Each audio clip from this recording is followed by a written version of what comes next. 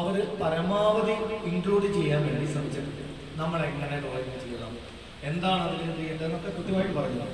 അതിൽ ഒന്നാമത്തെ കാര്യം അവർ പറയുന്നുണ്ട്, അതായത് ഡ്രോയിങ് തുടങ്ങുമ്പോൾ ഒന്ന് എന്ന് പറയുന്നതിൽ എന്താ പറയുന്നത്, ഒരു ഡ്രോയിങ് നമ്മൾ പ്രിപ്പയർ ചെയ്ത് 1:1 1:1 അനുപാതം.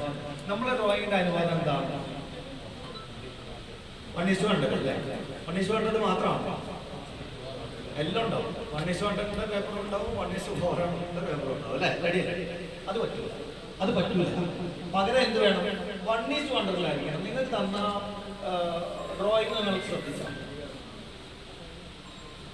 നിങ്ങൾക്ക് മനസ്സിലാവുന്ന കാര്യം. സാധാരണ നമ്മളുടെ ഈ ഷീറ്റിനേക്കാൾ ചെറുതാണ് മൊത്തം. ഈ ഷീറ്റിനേക്കാളും ആ ഷീറ്റിന്റെ ഒരുക്കോ അല്ലെങ്കിൽ അതിന്റെ ഒരു ഇരട്ടിയോ ആണ് സൈറ്റ് ഉണ്ടാവുക. ഇത് ശ്രദ്ധിച്ചാൽ മനസ്സിലാവില്ല. കാരണം ഈ സൈറ്റിൽ കിടക്കുന്ന ഈ സൈറ്റ് 400 IBPMS ചെയ്തവർക്ക് ഏകദേശം ഇത് മനസ്സിലാവും അല്ലേ? നിങ്ങൾ ഇതിലാണ് വരച്ചത്. ഓക്കെ, ഞാൻ അതില്ലാത്തവരുള്ളതുകൊണ്ട് കേട്ടോ ഒന്ന് ഇത് ചെയ്ത് പറയുന്നത്. അപ്പൊ ഈ രീതിയിലാക്കി മാറ്റണം. അപ്പൊ ഒന്നാമത്തെ കാര്യം 1:1 രണ്ടാമത്തത് നമ്മൾ തീരെ പരിചയമില്ലാത്ത കാര്യമാണ് ഈ മൾട്ടി ലൈൻ ടെക്സ്റ്റിലായിരിക്കും നമ്മളെല്ലാവരും ടെക്സ്റ്റ് ചെയ്യുന്നത് അല്ലേ? ആയിരിക്കും. അല്ലാതെ നമ്മൾ ഒരു കാരണവശാലും സിംഗിൾ ലൈൻ ടെക്സ്റ്റ് ഉപയോഗിക്കുന്നവരുണ്ടാവും. പ്രയാസമാണ് അത്, നമുക്ക് ചെയ്യാൻ പ്രയാസമായതുകൊണ്ടാണ്. പക്ഷെ പറ്റില്ല, ഇതിലെങ്ങനെ റീഡ് ചെയ്യും. മൾട്ടി ലൈൻ ടെക്സ്റ്റ് നമ്മളുടെ ഡ്രോയിങ്ങിൽ എവിടെയെങ്കിലും ഉണ്ടെങ്കിൽ, ഇത് നിങ്ങൾ ഓർമ്മയിൽ വെച്ചോ, ഉണ്ടെങ്കിൽ എന്താ പ്രശ്നം എന്ന് വെച്ചാൽ നമ്മുടെ DXF ഒക്കെ ആക്സെപ്റ്റ് ചെയ്യണം. പക്ഷേ ഈ ഡ്രോയിങ് ഔട്ട്പുട്ട് വരുന്നത്, അതായത് നമ്മളൊരു പാർട്ടിക്ക് കൊടുക്കുമ്പോൾ ബിൽഡിംഗ് ഡ്രോയിങ് സർവീസ് സൈറ്റ് കൊടുക്കണ്ടേ? ആ കൊടുക്കുന്ന സമയത്ത് ബിൽഡിംഗ് ഡ്രോയിങ് നമ്മൾ ഡൗൺലോഡ് ചെയ്യുന്ന PDF ഷീറ്റിൽ എന്തുണ്ടാവില്ല, പലതും ഉണ്ടാവില്ല, മിസ്സായി പോയി. അതിനുള്ള കാരണം എന്താ?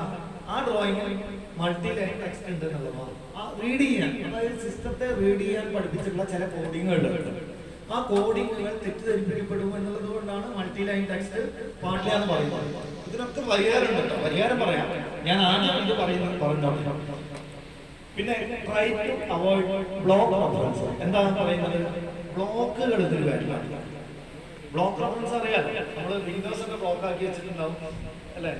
അങ്ങനെ കുറെ സാധനങ്ങളുണ്ടാവും, നിങ്ങൾ പറയാതെ തന്നെ അറിയാം. അത് ഒന്നും തന്നെ ഇതിൽ വേണ്ട, ഇതിൽ പാടില്ല. ഈ ഇന്റർ കണക്റ്റഡ് ആയുള്ള ഹാച്ചസ് പാടില്ല. എന്താ ഈ ഇന്റർ കണക്റ്റഡ് ഹാച്ചസ് എന്ന് പറഞ്ഞാൽ, നമ്മൾ സൈറ്റ് പ്ലാൻ എടുത്താൽ സാധാരണ ഹാച്ച് ചെയ്യുന്ന സമയത്ത് കുറേ ഹൗസസ് ഇങ്ങനെ പെട്ടി വരച്ച് വെച്ചിട്ടുണ്ടാവും. അതൊക്കെ എന്ത് ചെയ്യും? ഒക്കെ ക്ലിക്ക് ചെയ്തിട്ട് അങ്ങോട്ട് ഒരൊറ്റതാ സെപ്പറേറ്റ് ചെയ്തിട്ടുണ്ടാവില്ല. അപ്പോൾ ഒരു ഹാച്ചിൽ തൊട്ടാൽ ഈ മൂലയിൽ നിന്ന് അതുവരെ ലെഫ്റ്റ് ഹാച്ച് ആയിരിക്കും. ഇതാണ് ഇന്റർ കണക്റ്റഡ്. അത് പാടില്ല. അതെന്താവണം? സെപ്പറേറ്റ് ആയിട്ടുള്ള ഹാച്ച്. കഴിയുന്നതും ഹാച്ച് തന്നെ ഒഴിവാക്കാൻ പറ്റുമെങ്കിൽ നല്ലതാണ്. അതും നമുക്ക് ചെയ്യാം. പിന്നെ അടുത്തത് ലൈൻ വെയിറ്റ്, അതായത് ഏത് ഇതിൻ്റെയും ലൈൻ വെയിറ്റ് ബൈ ലെയറിലായിരിക്കും ഡിഫോൾട്ട് ആയിരിക്കും. നിങ്ങൾ ലെയറിൽ വരയ്ക്കുന്ന ആളുകളാണെങ്കിൽ ചിലപ്പോൾ വാളിനൊരു പ്രത്യേക കളറ്, പ്രത്യേക ലൈൻ വെയിറ്റ് അല്ലേ കൊടുക്കുന്നവരുണ്ടാവും. കാണാനൊരു ഭംഗി, ഡ്രോയിങ് നല്ല ഭംഗിയുണ്ടാവും. അപ്പോൾ ആ ഭംഗി നമുക്ക് കുറച്ച് കാലത്തേക്ക് പറ്റൂല, പുതിയ അപ്ഡേഷനിലൊക്കെ ആയിരിക്കും കിട്ടുക. അപ്പം ഒക്കെ എന്തിലായിരിക്കണം? ഡിഫോൾട്ട് ആയിരിക്കണം, ബൈ ലെയർ ആയിരിക്കണം. ഓക്കെ. ഇനി അടുത്തത് ഏറ്റവും വലിയ പ്രശ്നമാണ് avoid usage of zero layer. അതായത് സീറോ ലെയറിൽ ഇടാണ്ട് എങ്ങനെയാണ് നമ്മൾ വർക്ക് ചെയ്യാന്നുള്ളത് ചോദിക്കുന്നത് അല്ലേ?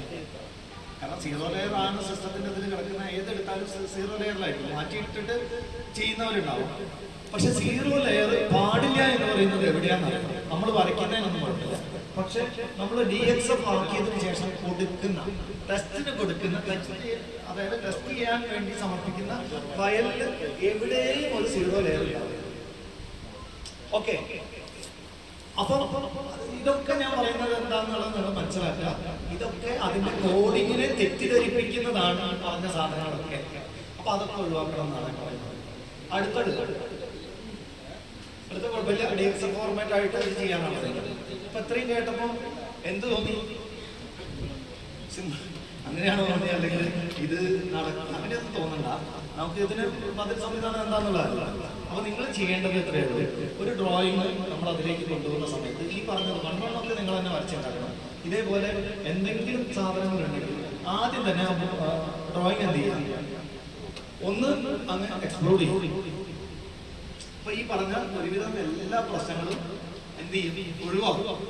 പക്ഷെ ശ്രദ്ധിക്കേണ്ട കാര്യം, ഈ എക്സ്പ്ലോറൊക്കെ ചെയ്ത് നമ്മൾ പിന്നെയും വരയ്ക്കണതിൻ്റെ ഇടയ്ക്ക് ഓർമ്മയില്ലാതെ തൊട്ടടുത്ത ഡ്രോയിങ് ഓപ്പൺ ചെയ്തിട്ട് അതിനൊരു സാധനം കോപ്പി എടുത്ത് ഇവിടെ കൊണ്ടുപോയിട്ടാൽ ആലോചിക്കുക എന്തായി സംഭവം പിന്നെയും അതിൽ വന്നു എന്നുള്ളത്. അപ്പം അത്തരത്തിലുള്ള പ്രവർത്തനങ്ങൾ. പിന്നെ അതുപോലെ തന്നെ സത്യം പറയുകയാണെങ്കിൽ നമ്മളൊരു ടെക്സ്റ്റ് കോപ്പി ചെയ്തിട്ട് മറ്റൊരു ഷീറ്റിൽ, അതായത് ഒരേ ഡ്രോയിങ്ങിലുള്ള മറ്റൊരു ഷീറ്റിലേക്ക് മാറ്റുമ്പോഴും ശ്രദ്ധിക്കേണ്ടത് എന്താ, അതൊരു ബ്ലോക്ക് റെഫറൻസ് ആയിട്ടാണ് പിന്നെയും അടുത്ത ഇതിലേക്ക് കോപ്പി പോകുന്നത്. അപ്പം നമ്മൾ കൊണ്ടുപോകുന്നതിൻ്റെ ഇത് പിന്നെയും ലെയർ മാറിയിട്ടാണ്, 0 ലെയറിൽ പോയിട്ടാണ് അത് അപ്പുറത്തേക്ക് കിടക്കുക. മനസ്സിലായോ? അപ്പൊ എന്തോ നമ്മൾ മറന്നു പോകും. ഇതിൽ ചെയ്യേണ്ട ചില ഇതൊക്കെ നമ്മൾ ആലോചിക്കുക. നമ്മൾ നടത്തിയ ഓരോ പ്രവർത്തനങ്ങളും എന്ത് വേണം, ഇനി നടത്താൻ പോകുന്ന പ്രവർത്തനങ്ങൾ തന്നെ ഉൾപ്പെടുത്തണം. ഒന്ന് അങ്ങോട്ട് മാറിപ്പോകും. ഇതൊക്കെ ഞാൻ വെറുതെ നിങ്ങൾക്ക് മനസ്സിലാക്കാൻ വേണ്ടി വെച്ചതാണ്. ഇത്രയും കാര്യങ്ങൾ ആണ് ജനറലായിട്ട് പറയാനുള്ളത്. ഏറെക്കുറെ ഞങ്ങൾക്കത് ഉൾക്കൊള്ളാൻ കഴിഞ്ഞു. ഓക്കെ അല്ലേ? അടുത്തത് ഡ്രോയിങ്ങിലേക്ക് പോകാം. ഈ ഡ്രോയിങ്ങിലേക്ക് നമ്മൾ പോകുമ്പോൾ ഡ്രോയിങ് എടുത്തിട്ടുണ്ടോ? അല്ല, നമ്മൾ ഡ്രോ ചെയ്തുകൊണ്ട് പോകല്ലേ നല്ലത്? എന്താ അഭിപ്രായം? ഇത്രയും ആളുകളോട് എനിക്കൊരു ചെറിയ എല്ലാവരും കൂടി ഒന്ന് ഒത്തുപിടിക്കണം. ഇത് അറിയുന്ന ആളുകൾ ഒന്ന് അവരെ സഹായിച്ചു കൊടുക്കണം. ബാക്കിൽ നിന്നൊന്ന് കാര്യങ്ങൾ പറഞ്ഞു കൊടുത്തൊക്കെ വേണം. മനസ്സിലായില്ല? എന്നാലേ നടക്കണം. പിന്നെ അപ്പം ഡ്രോയിങ് ചെയ്യാൻ തുടങ്ങാം.